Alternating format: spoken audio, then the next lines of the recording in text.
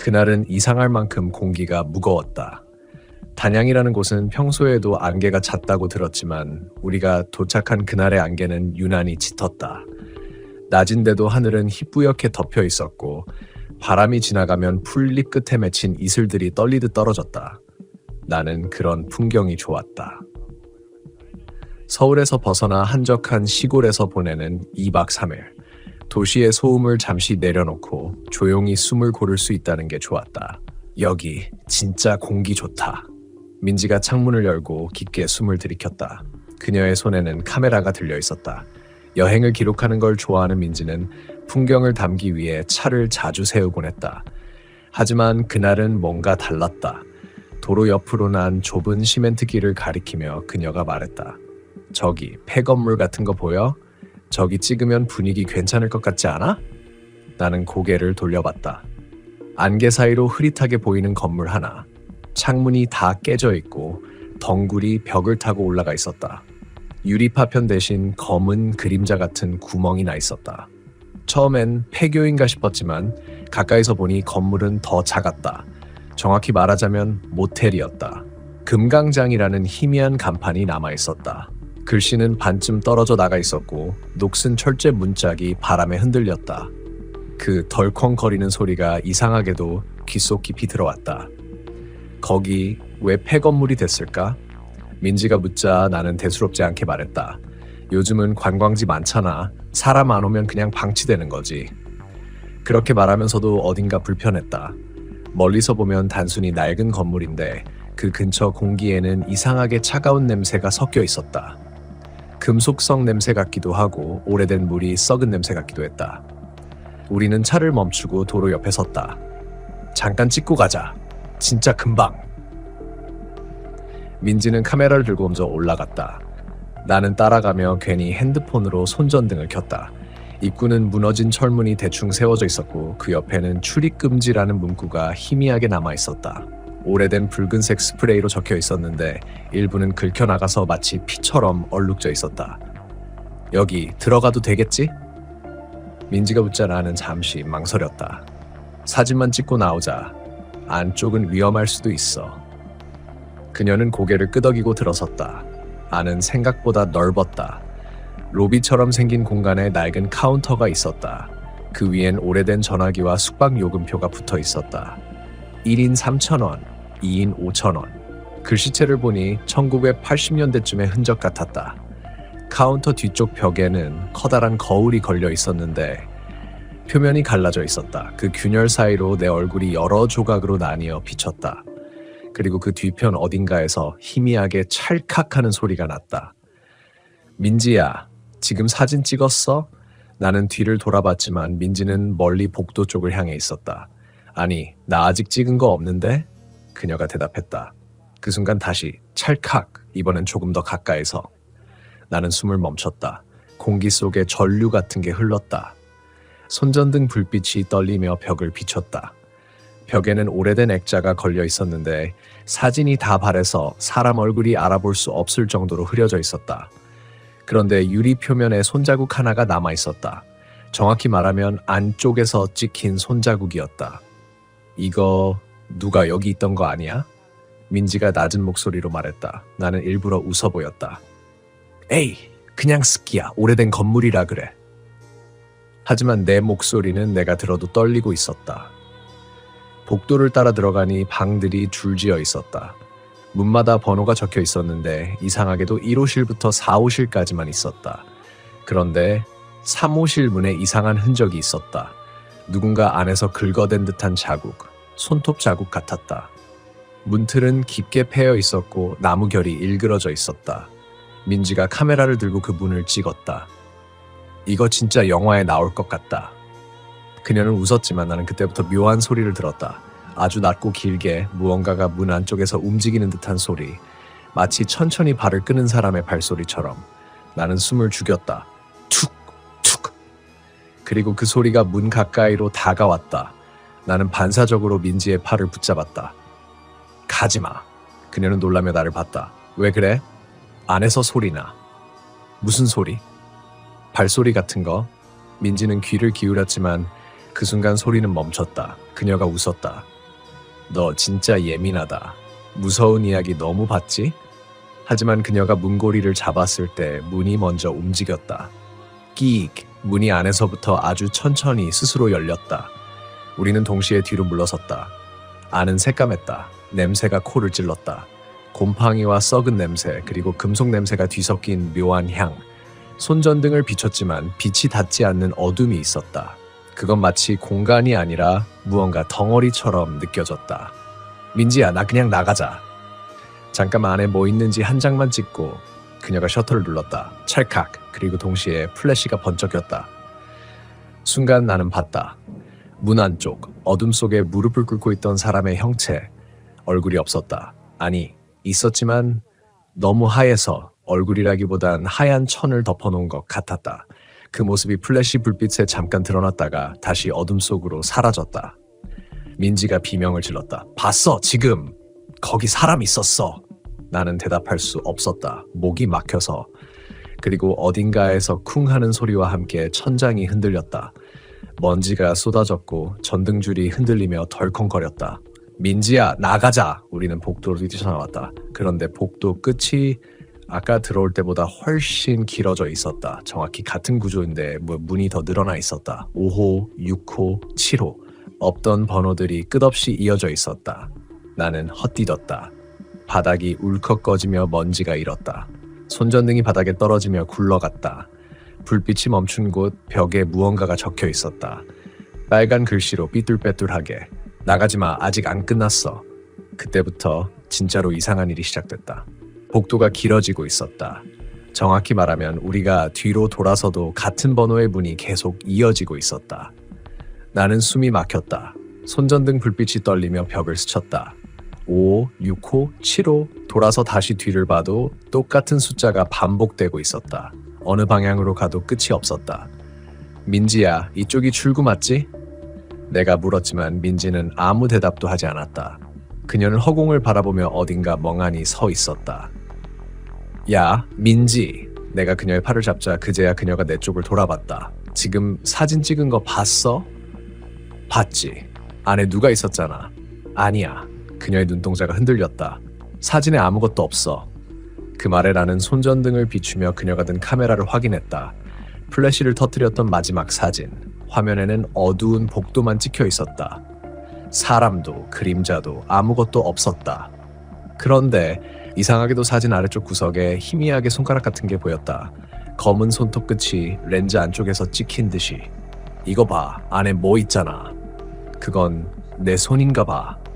민지가 그렇게 말했지만 나는 고개를 저었다. 내 손이 저렇게 길었어? 그녀는 대답하지 않았다. 대신 카메라를 꺼버리고 조용히 말했다. 그냥 나가자. 지금 당장. 우리는 다시 복도를 걸었다. 그런데 걸으면 걸을수록 공기가 이상했다. 온도가 갑자기 떨어졌다. 내 숨이 희미하게 하얗게 보였다. 겨울도 아닌데 마치 냉장고 안에 들어온 것처럼 차가웠다. 여기 공기 이상하지 않아? 내 말에 민지는 대답하지 않았다.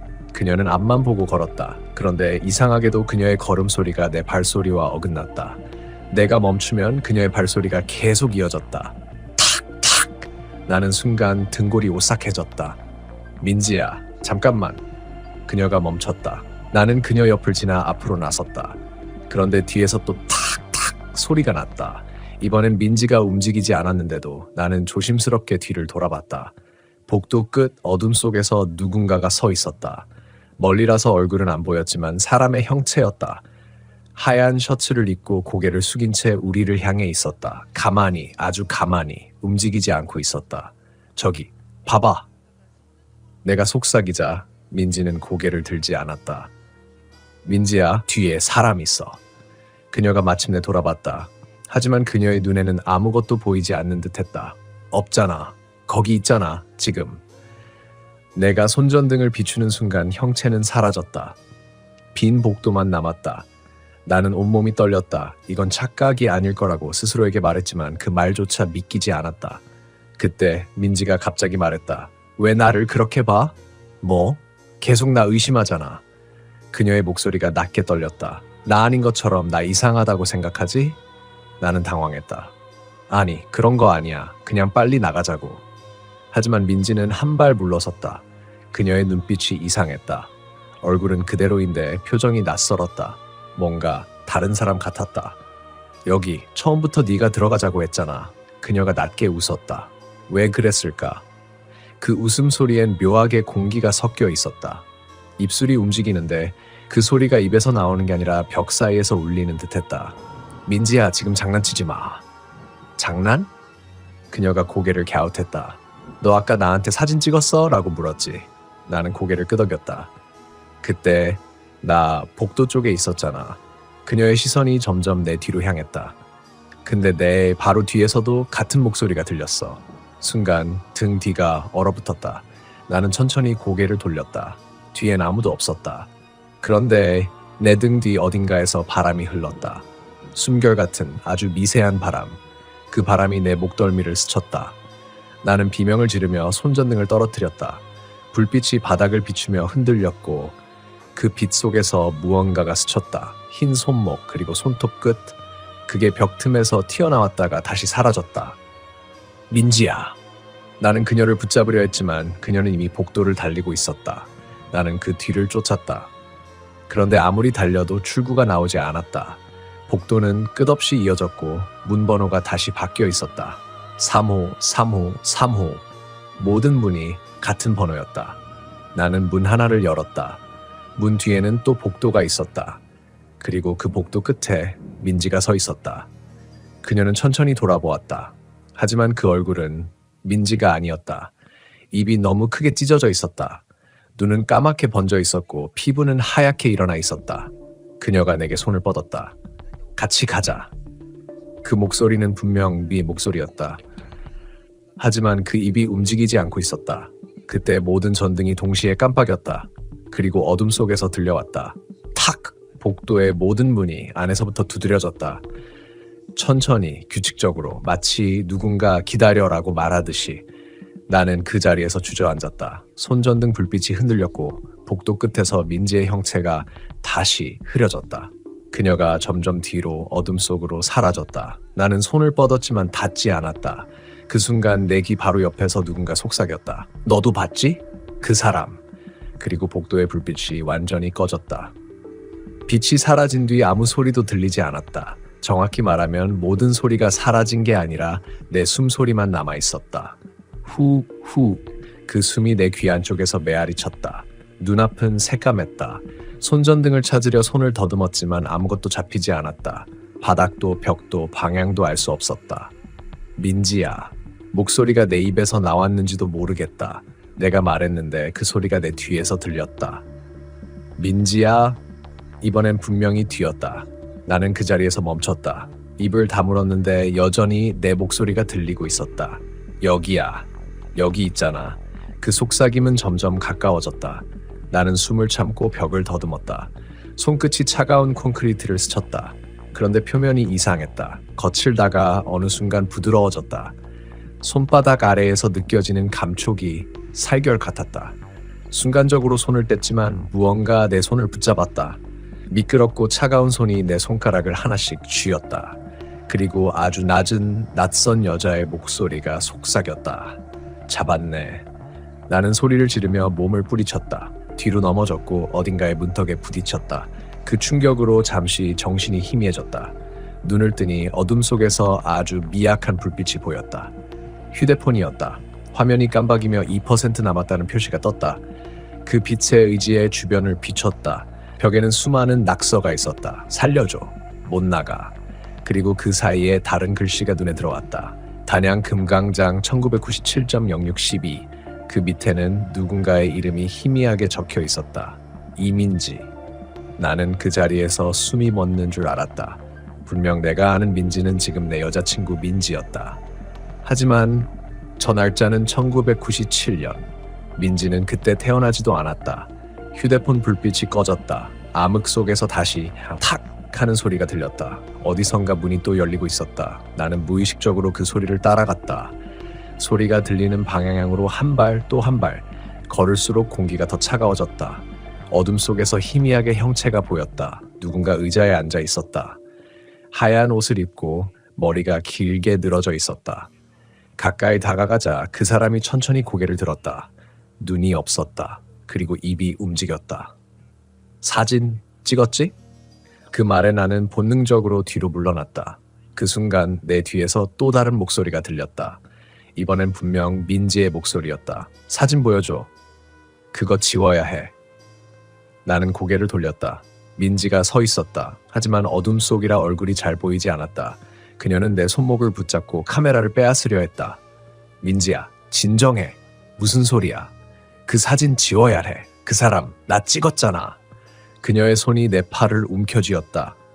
손톱이 파고들 만큼 강하게. 그때 내 머릿속에 떠올랐다. 몇 년 전 인터넷에서 봤던 단양 금강장 사건. 한 커플이 여행 중 실종되었고 여자의 카메라에는 마지막으로 찍힌 사진 한 장이 남아 있었다고. 사진 속에는 텅 빈 복도만 있었다. 하지만 확대하면 벽 한쪽에 얼굴이 보였다. 나는 소름이 돋았다.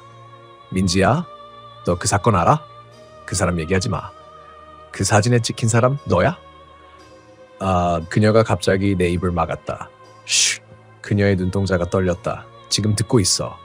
누가? 그녀는 대답하지 않았다. 대신 내 어깨 위로 시선을 옮겼다. 그 눈빛이 내 등 뒤 어딘가를 바라보고 있었다.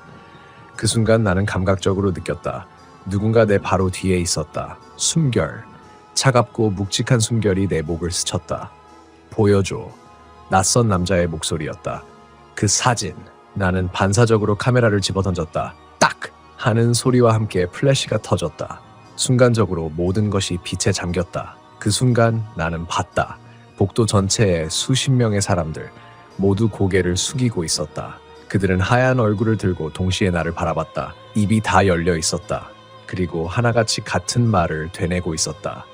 사진 돌려줘. 플래시가 꺼지자 어둠이 덮쳤다. 민지가 비명을 질렀다. 안 돼. 그거 다시 보면. 그녀의 말은 거기서 끊겼다. 무언가 그녀를 뒤로 세게 잡아당겼다. 그녀의 몸이 어둠 속으로 사라졌다. 나는 손을 뻗었지만 잡히지 않았다. 그녀의 손끝이 내 손가락 끝을 스쳤을 뿐이었다. 그리고 정적. 그 정적 속에서 나는 스스로에게 물었다. 이게 꿈일까? 아니면 예전부터 알고 있었던 걸까? 어쩌면 이곳에 다시 돌아온 이유는 단순한 호기심이 아니라 그날의 잔재가 나를 부른 걸지도 몰랐다. 단양 금강장. 그 이름이 내 기억 속에서 이상하게 낯설지 않았다는 게 지금에야 이해됐다. 나는 벽에 기대앉아 눈을 감았다. 귓가에 계속 들려오는 소리. 찰칵, 찰칵, 찰칵. 그건 누군가 사진을 찍는 소리였다. 그리고 마지막으로 들린 속삭임. 이번엔 내 차례야. 그때 나는 문득 기억에 없던 공간을 본 듯한 착각에 사로잡혔다. 벽지는 다 벗겨지고 곰팡이가 뒤덮인 복도였지만 어쩐지 여기 와본 적이 있다는 느낌이 들었다.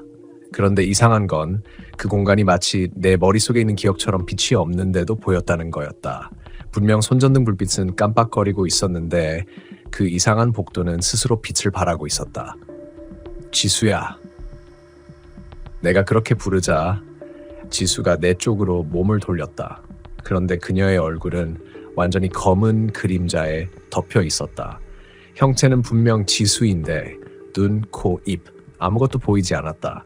그림자 속에서 지수의 목소리가 들렸다. 여기 우리 왔었잖아. 그 순간 등줄기를 타고 땀이 흘러내렸다. 뭐라고? 지수의 목소리가 점점 멀어졌다. 그때도 이렇게 불 끄고 있었잖아. 그녀의 손이 내 손을 꽉 잡았고 온몸이 싸늘해졌다. 피부에 닿은 감촉이 인간의 체온이 아니었다. 차갑고 젖은 죽은 생선의 표면 같았다. 나는 본능적으로 그 손을 뿌리쳤다. 그러자 손전등 불빛이 벽을 비췄다. 벽에는 커다랗게 글씨가 써 있었다. 다시 오면 죽는다. 그건 마치 벽지가 아니라 살 것에 새긴 듯한 붉은 글씨였다. 피가 마른 자국이었고 글자에서 미세하게 냄새가 났다.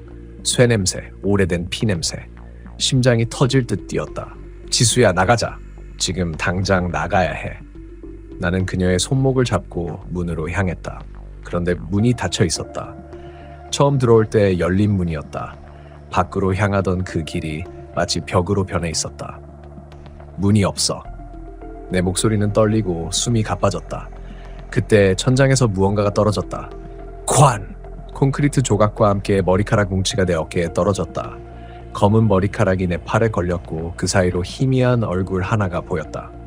입이 찢어진 여자. 그녀는 천장 틈 사이에서 거꾸로 매달린 채로 우리를 보고 있었다. 나는 그대로 뒤로 넘어졌다. 손전등은 굴러떨어져 멀리서 깜빡였다. 지수는 이미 내 옆에 없었다.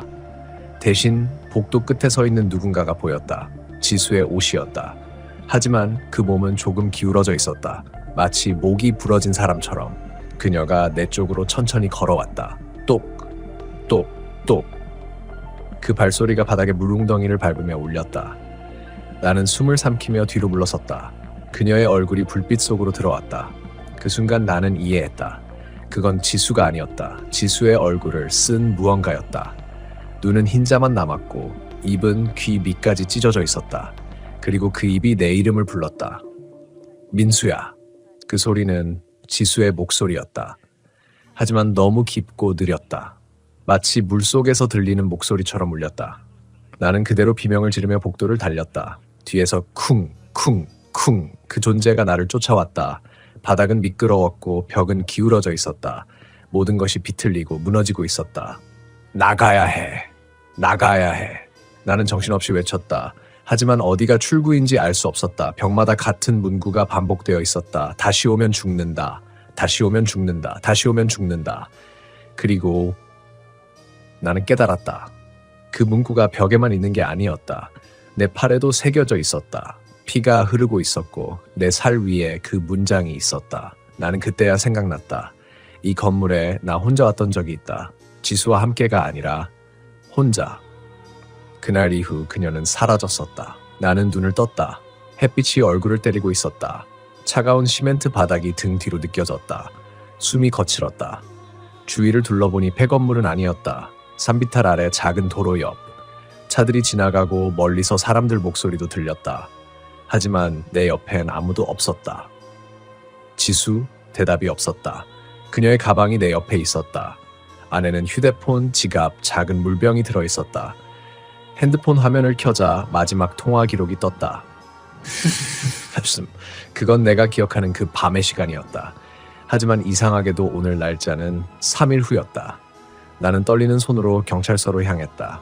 단양읍의 작은 파출소. 문을 열자 늙은 경찰관이 나를 이상하게 쳐다봤다. 여행자요? 네, 제 여자친구가 실종됐어요. 그는 내 말을 조용히 듣더니 묘하게 고개를 끄덕였다. 혹시 폐건물 말하는 거요? 나는 숨이 막혔다. 그걸 아세요? 그의 표정이 굳어졌다. 그 산 근처 건물 말이지. 거기 몇 년 전에도 그런 일이 있었어요. 젊은 커플이 여행 왔다가 남자는 구조됐는데 여자는 끝내 못 찾았지. 그 말이 내 머리를 쳤다. 그게 언제 일이었어요? 한 5년쯤 됐나? 그는 잠시 내 얼굴을 바라봤다. 그 남자 이름이 민수였던 걸로 기억하는데 그때 내 입에서 소리가 나지 않았다. 내 머릿속이 비어버린 느낌. 나는 무의식적으로 뒷걸음질 쳤다. 그게 무슨 말이에요? 그는 천천히 책상 서랍을 열었다. 거기서 낡은 서류 하나를 꺼냈다. 그때 그 남자 자기가 귀신을 봤다고 했어요. 여자친구가 불렀다고, 그래서 다시 들어갔다고. 그 후로 기억이 전부 사라졌다고 하더군. 나는 손으로 얼굴을 감쌌다. 머릿속에서 이미지가 끊임없이 떠올랐다. 젖은 머리카락, 천장에 매달린 얼굴, 그리고 다시 오면 죽는다는 문장. 그 남자 지금 어디 있나요? 내가 묻자 경찰관은 잠시 입을 다물었다. 그 사람 정신병원에 있어요. 단양 근처 병원. 나는 곧장 병원으로 향했다. 낮인데도 안개가 산 사이로 깔려 있었다. 휴대폰 GPS는 끊기고 길은 좁고 구불거렸다. 그 병원은 외딴 산 중턱에 있었다. 접수대에 가서 말했다.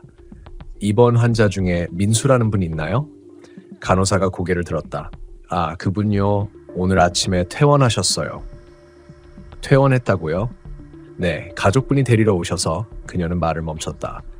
잠시만요. 신기하네요. 그녀는 퇴원 서류를 들춰보더니 낮게 말했다. 보호자 이름이 지수로 되어 있네요. 온몸이 식었다. 지수가 데리러 왔다고요? 그녀는 고개를 끄덕였다. 네, 어젯밤쯤 오셨나 봐요. 조용히 서류 다 처리하고 같이 나가셨어요. 그분 머리카락이 좀 젖어 있었어요. 비라도 맞았나 싶었는데 나는 그대로 밖으로 뛰쳐나왔다. 병원 앞 도로는 아무도 없었다. 바람이 불었고 산속 냄새가 매캐했다. 그때 내 휴대폰이 진동했다.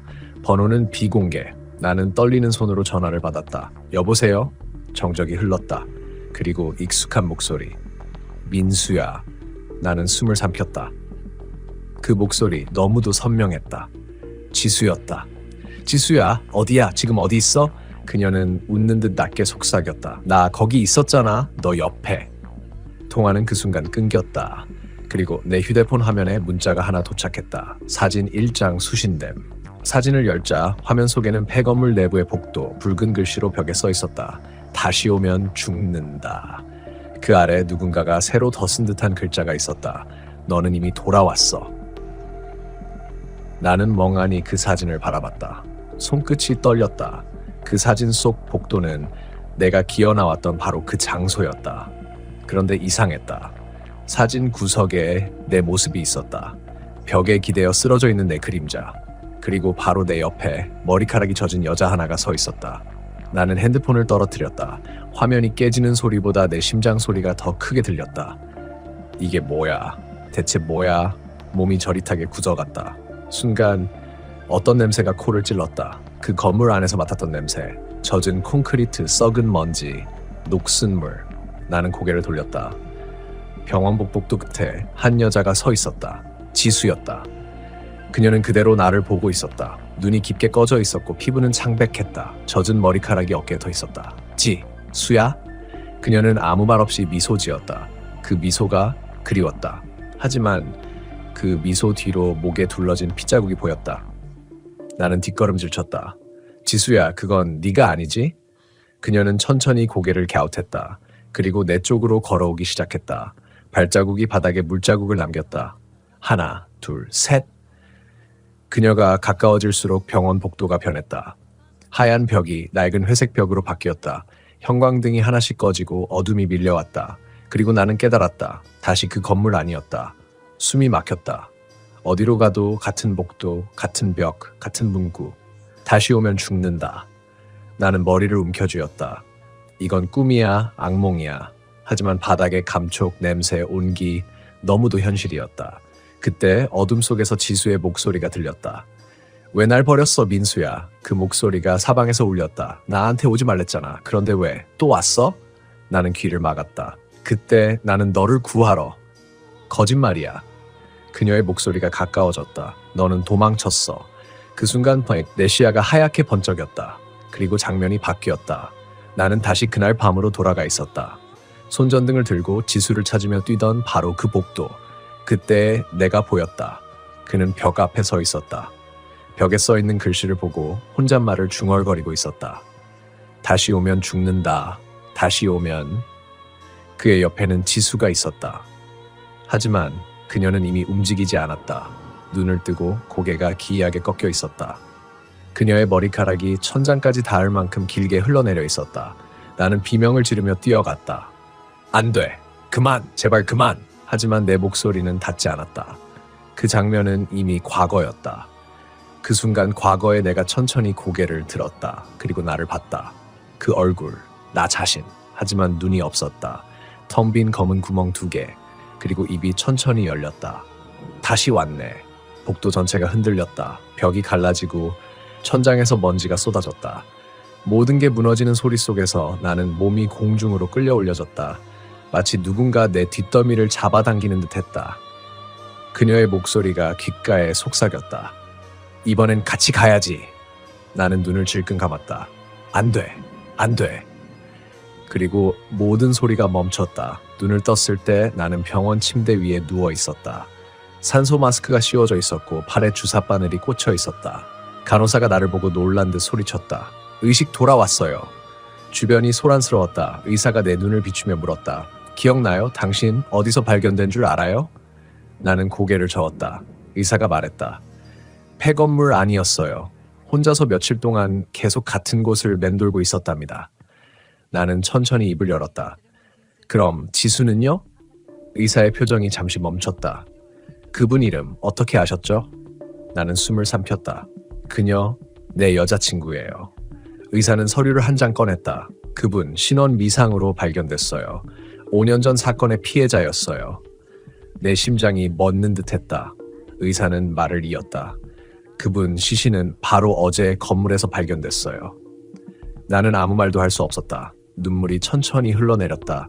창밖으로 단양의 산이 보였다. 안개가 천천히 오르고 있었다. 그때 내 휴대폰이 울렸다. 깨진 화면에 문자가 하나 떠 있었다. 이제 같이 있자. 그 문자 아래에는 사진 하나가 첨부되어 있었다. 사진 속엔 병원 침대에 누워있는 내 모습, 그리고 내 옆에서 웃고 있는 지수의 얼굴. 그날 이후 나는 단양을 떠나지 못했다. 몸은 병원에서 퇴원했지만 마음은 여전히 그 건물 안에 있었다. 밤이 되면 귓가에 그녀의 목소리가 들렸다. 민수야, 불 꺼줘. 그건 우리가 마지막으로 나눈 대화였다. 나는 가끔 그 건물 근처를 찾아갔다. 산길을 따라 올라가면 누가 일부러 막은 듯한 철조망이 서 있고 그 너머로 붉게 녹슨 간판 하나가 남아 있었다. 단양 문란요양원, 그 건물의 정체였다. 한때 정신질환자들을 돌보던 요양원. 하지만 15년 전 정전이 난 날 환자들과 직원이 모두 사라졌다고 했다. 경찰은 화재나 붕괴 사고로 추정했지만 시신은 단 한 구도 발견되지 않았다. 그날 이후로 밤마다 요양원 근처에서 사람 울음소리가 들렸다고 했다. 등산객들이 실종되기도 했고 마을 사람들은 그 산 자체를 피했다. 나는 알고 있었다. 그 울음이 누구의 것인지, 그 안에 아직 남은 게 누구인지. 어느 날 나는 결심했다. 모든 걸 끝내야 한다고. 밤이 되자 나는 플래시와 카메라를 들고 산으로 향했다. 길은 익숙했다. 돌아갈 수 없는 길이었지만 이제는 내가 가야 할 길이었다. 폐건물 앞에 도착하자 문이 조금 열려 있었다. 누군가 미리 기다리고 있었던 것처럼. 바람이 문을 밀어 열자 안에서 차가운 공기가 흘러나왔다. 그리고 아주 희미한 여자의 노래 소리가 들렸다. 나는 천천히 안으로 들어섰다. 손전등 불빛이 깜빡였다. 복도는 그대로였다. 벽에는 여전히 같은 문장. 다시 오면 죽는다. 나는 중얼거렸다. 이제 이해해. 그 문장은 저주가 아니라 경고였다. 나 같은 자에게 보내는 마지막 부탁. 하지만 나는 이미 늦었다. 지수의 목소리가 귓가에 속삭였다. 민수야. 그 소리가 너무도 따뜻해서 나는 잠시 눈을 감았다. 다시 눈을 뜨자 복도 끝에 그녀가 서 있었다. 그녀는 더 이상 무섭지 않았다. 그냥 그리운 사람이었다. 나는 천천히 걸어가 그녀의 손을 잡았다. 차가웠지만 이제 그 감촉이 익숙했다. 그녀가 말했다. 이제 됐어. 이제 같이 있자. 그 순간 모든 불빛이 꺼졌다. 세상은 완전히 어둠에 잠겼다. 그리고 다음날 아침 구조대가 그 건물을 수색했을 때 그 누구도 발견되지 않았다. 대신 벽에는 새로운 문장이 적혀 있었다. 다시 오면 죽는다. 그는 돌아왔다. 그리고 그 아래 2개의 이름이 새겨져 있었다. 민수은 지수. 단양의 산에는 지금도 그 요양원이 남아있다. 지도에는 표시되지 않고 도로에서도 보이지 않는다. 하지만 안개가 낀 날이면 산 아래 마을 사람들은 종종 그 노래를 듣는다고 한다. 젖은 머리카락을 늘어뜨린 여자의 목소리로 어딘가에서 들려오는 조용한 속삭임. 다시 오면 같이 가야 해.